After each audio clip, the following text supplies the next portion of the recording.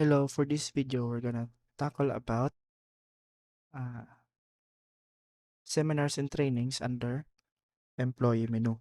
So, dito sa seminars and trainings, so it's just same as sa pag-create ng certificate dun sa profile mismo or pwede kang gumawa dito. With the extension nga, pwede kang gumawa ng any form of event din.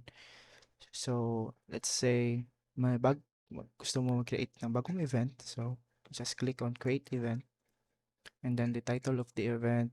So, anong type siya, alumni, or for certification, or for seminar. So, dito yan sa type. So, kung wala siya sa drop-down, pwede ka manual add.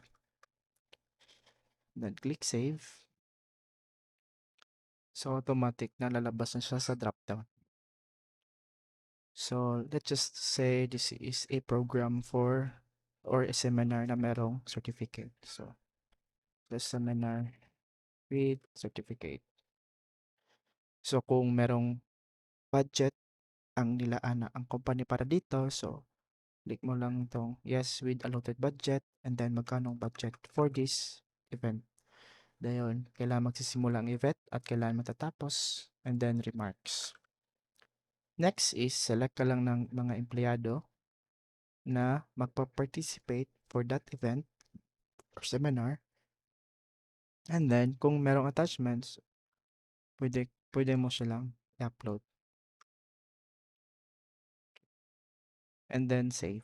So, once okay na lahat, click mo lang ang save.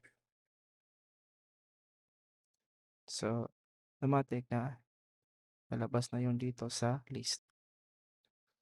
So, kung gusto mo namang mag-edit, so just click view details and then edit anything and then save.